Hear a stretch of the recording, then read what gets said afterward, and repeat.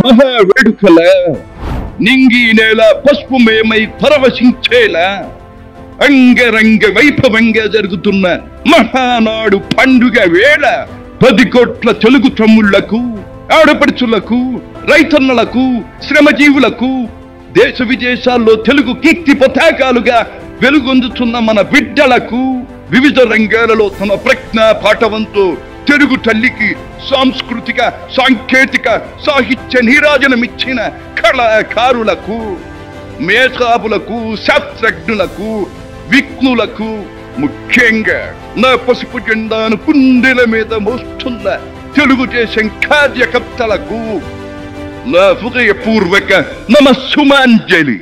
సరిగ్గా 43 ఏళ్లయింది నా తెలుగు వారి కోసం, నా తెలుగు జాతి ఆత్మ గౌరవం నిలపడం కోసం తెలుగుదేశం పార్టీ స్థాపించి.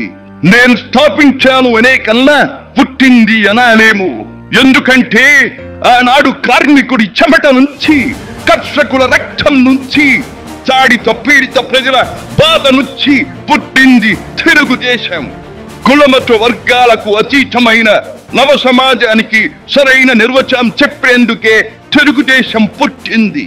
పేదకు కనీస అవసరాలైన పూటకు పక్కెడన్నము, తన దాచుకోవడానికి పక్కా ఇల్లు, గౌరవం నిలుపుకోవడానికి ఒంటి మీద వస్త్రం, వీటితో పాటు రైతన్నల సంక్షేమం, ఆడపడుచుల అభ్యుదయం, బలహీన వర్గాలకు పాలనాధికారం, వీటిని అందించడం కోసం మొదలైన తెలుగుదేశం ప్రస్థానం ఆ తరువాత ఎన్నో మలుపులు తిరిగింది. కొత్త జగతికి, అపూర్వ ప్రగతికి బాటను వేసింది. హైదరాబాద్, సికింద్రాబాద్లకు ట్యాంకు బండతో నేను సాంస్కృతిక వారధి కడితే, ఆ తరువాత సైబరాబాద్ అనే కొత్త నగరాన్ని పుట్టించి తెలుగు నేలకు, ఆధునిక ప్రపంచానికి సాంకేతిక వారధిని కట్టించిన వాడు చంద్రబాబు. లక్షల రూపాయల జీతం గురించి ఏమారైనా కలగన్నామా? దాన్ని సాధ్యం చేసింది నా తెలుగుదేశం ప్రభుత్వమే అని చెప్పడానికి నాకు గర్వకారణంగా ఉంది. డ్వాక్రా సంఘాలతో నా ఆడపడుచులు సాధించిన ఆర్థిక స్వాతంత్ర్యం చూసి నాకు సంతృప్తిగా ఉంది. గోదావరిని కృష్ణమ్మతో కలిపేది ఎప్పుడో పోలవరం తెలుగు వారికి దేవుడిచ్చిన వరంగా రూపొందే శుభదినం ఎప్పుడో అని ఆనాడు నేను పలవరించాను. పట్టి సీమతో ఒకటి నెరవేరింది. పోలవరం పూర్తితో మరొకటి ఇంకా 2 ఏళ్లలో నెరవేరబోతోంది. రెక్కలు ముక్కలు చేసుకున్న డొక్క సగం నిండని పేద ప్రజానీకారికి ఇంత ఆదరవు కల్పించడానికే ఆనాడు కిలో 2 రూపాయల బియ్యం పథకం పెట్టాను.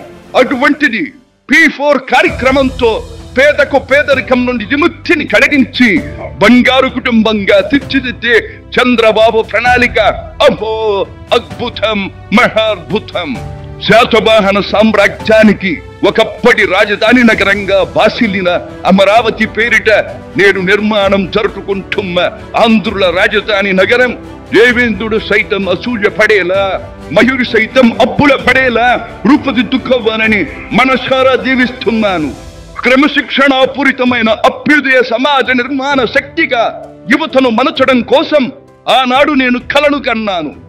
యువగణానికి ప్రాధాన్యమిచ్చి యువశక్తికి పదును పెట్టి నా కలను నేడు తీరుస్తున్నాడు నా మనవడు లోకేష్. అంతేకాదు, అధికారానికి సరైన నిర్వచనం మానవ సేవ అని ఆనాడు నేను పాటించిన నియమాన్ని నేడు గతంలో ఆచరించి పార్టీ కార్యకర్తకైనా సాధారణ పౌరుడికైనా అండగా నిలుస్తూ నా వారసత్వానికి వన్నెదిస్తున్నాడు లోకేష్.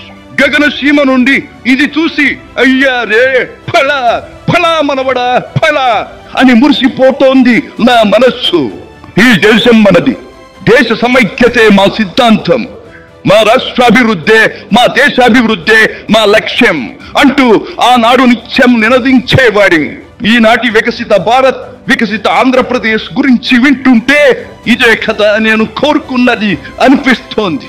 చివరిగా ఒక్క మాట, చెరుగు నేల నలు చెరుగులా పాడి పంటలతో పారిశ్రామిక వికాసంతో పరవశించాలని, తెలుగులాట ప్రతి ఇంట నిత్య వసంతాలు చెందాలని, ప్రజల కోసం అంకిత భావంతో ప్రభుత్వం చేస్తున్న కృషి ఫలితం కావాలని ఆకాంక్షిస్తున్నాను.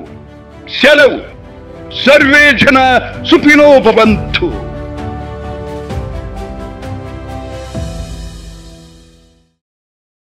చూసారు కదండి. మరి ఈ వీడియో కనుక మీకు నచ్చినట్లయితే ఒక లైక్ కొట్టేసి మీ అభిప్రాయాన్ని కూడా కామెంట్ బాక్స్ లో తెలియజేస్తూ ఇలాంటి ఇంట్రెస్టింగ్ అప్డేట్స్ కోసం మా ఛానల్ ని సబ్స్క్రైబ్ చేసుకోండి.